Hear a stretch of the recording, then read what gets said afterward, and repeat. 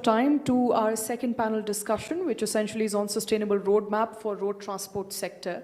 Now, before we kickstart, let me then quickly call on Rajneesh. Please come and join us. Thank you very much. Sainath Duvuru, co-founder, chief business officer, HappyLocate. Girish Nagpal, CEO, co-founder, Metro Ride. Gentlemen, please join us here on stage. Thank you. Let's lift some spirits, please, with claps. Thank you.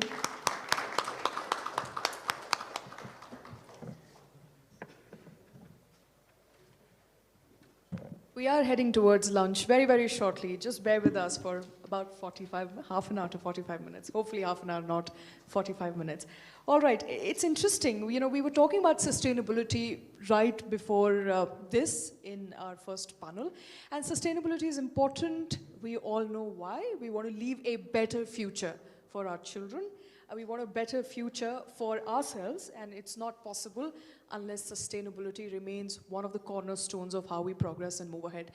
But more so, when an entire industry has on its shoulders the burden of sustainability to a point where charges are levied every day by one research or the other, that transport and mobility will contribute to the damage to environment and pollution more than any other sector, any other industry.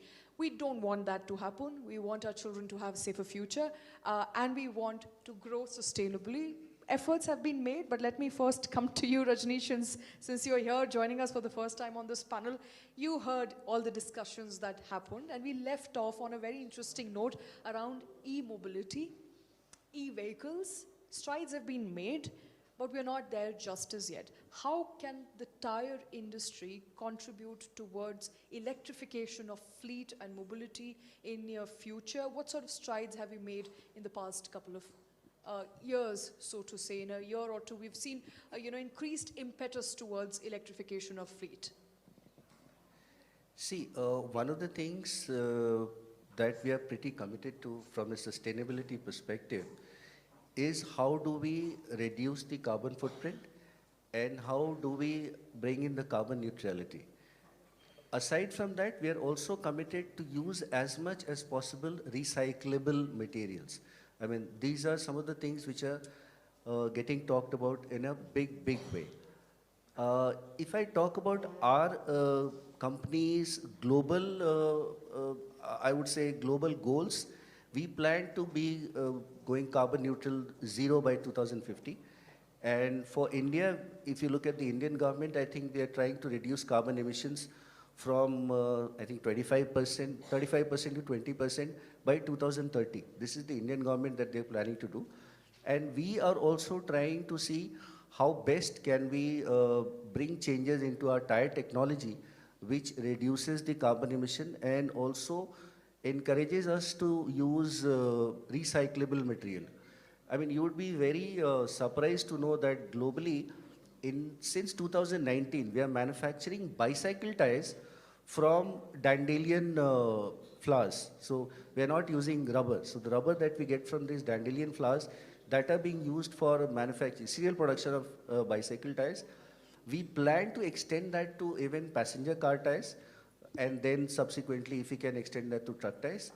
Secondly, the polymers that we use in our tires, we are planning to replace that. We're not planning, we have the technical competency to replace that with the polymers that we can derive from PET bottles, the plastic bottles that we have.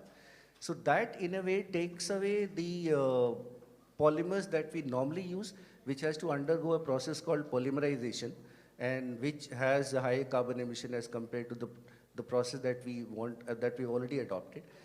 So I would say see, why do we even talk about EV? EV is basically spoken about, we want to bring a greener fuel, we want to reduce carbon emission, we want to have a climatic situation which kind of, before I would say improving, stops at where we are in terms of the catastrophe that we're looking all around. I mean, look at Europe, look at US, flash floods, temperatures going up. So these are all signs that we're looking at.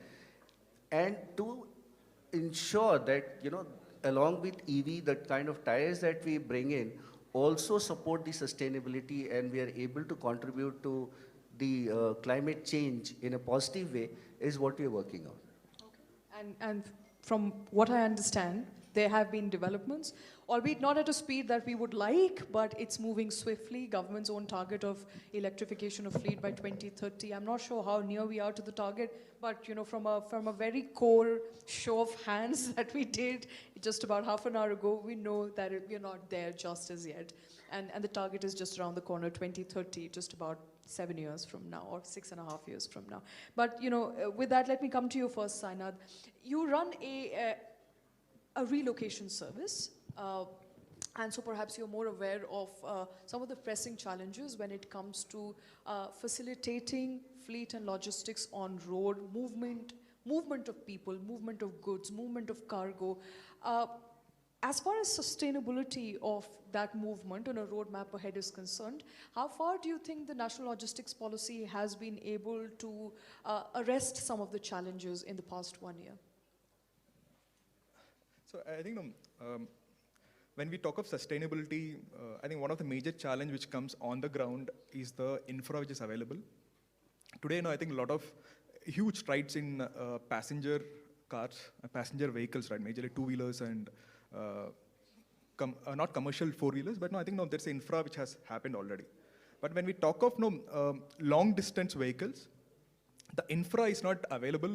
I think I was listening to one of the video of Nitin Gadkari. I think he was talking of, in Sweden, I think there are public transport vehicles which are available where they run on a electric line for 20 kilometers and then they can run without an electric line for 200 kilometers.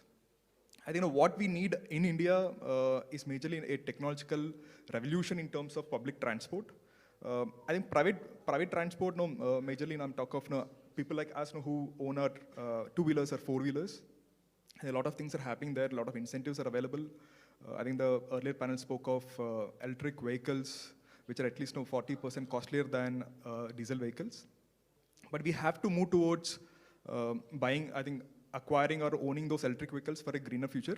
But I think on the contrary, what we should, while people talk of all these are greener vehicles, but the electricity which is produced, right, the core electricity is produced by at least 50% of still the production is based on your fossil fuels.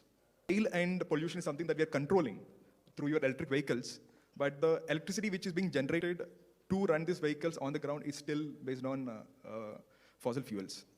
And while we are doing a lot of development in terms of renewable energy production, including your solar, including your windmills, I think there are new kinds of electricity being developed, including, I think, hydrogen vehicles are being tested and tried.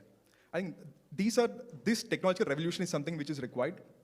While I think the previous panels also spoke of the batteries which are currently used, they have only one life, two life. So today, I think the whole electric vehicles, while they had been in the thought process of a lot of technologists for almost 2-3 decades, but now it has become buzz. People start using it. Similarly, I think a lot of technology would also be developed now to reuse these lithium-ion batteries. Now we are moving towards aluminum-based batteries. A lot of this technology is still under development, and it needs a lot of investment, both from the government and private sector companies like us all as well, to find out those technologies to ensure that our footprint is reduced. Okay. Correct? Okay, all right, interesting. Girish, two interesting facets that I heard in the last half an hour. One is the cost of electrification. When you're going to burn fossil fuels to generate electricity, to power those electric vehicles, what's the point? Because you're still polluting the environment. The second is, what do you do with the lithium-ion batteries? You dump them on ground, you pollute the soil. You throw them in the sea, you pollute the water. So you've got to have a long-term strategy in place. What is that long-term strategy in your view? If you are not to electrify, then what are the alternatives available to fleet operators? Sure. Namaskara, Bangalore. Thanks at the onset. Let me thank TV9 and Conti for having us here.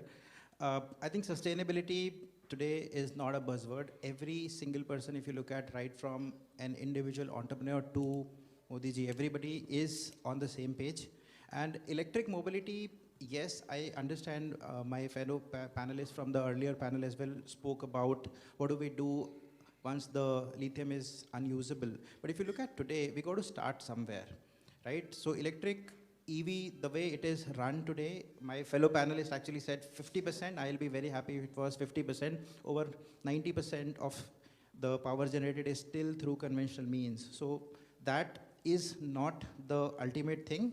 But the good thing is electric mobility is going to solve a lot of our problems, because one is, of course, the tail end emissions are immediately removed. And there are, I know of multiple companies working on the second life, on the recyclability, and also on how do you actually make or decompose lithium in a better way, right? So there are multiple companies in the metallurgy which are working not just in India, but globally. I know that there definitely will come a solution where we would be able to come at a point where we are able to at least, if not recycle completely, ensure that it is not too harmful for the planet in the long term.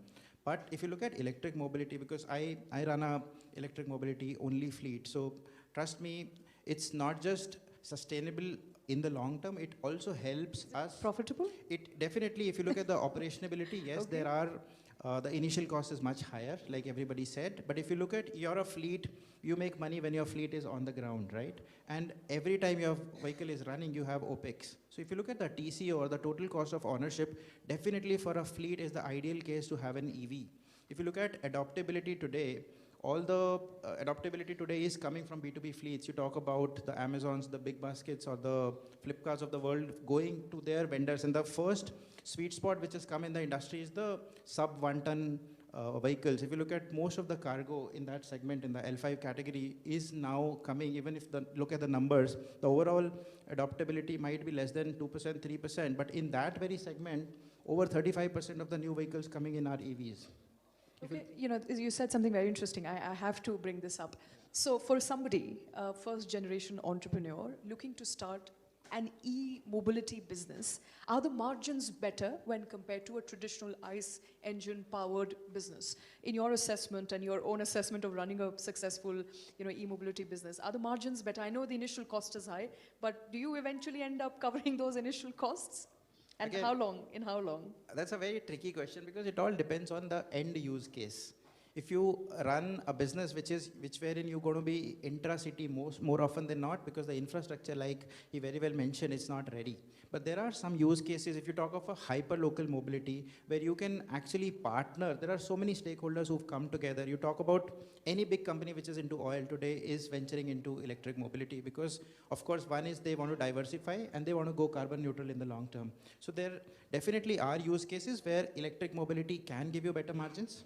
And it has started with the last mile, the hyperlocal mobility. You talk about passenger mobility, you talk about cargo, especially for the last mile, because first and last mile is very different in passenger. The first mile in cargo is very different. But the last mile, if you talk about the short distances, the hyperlocal business cases, there definitely electric mobility is the lowest hanging fruit.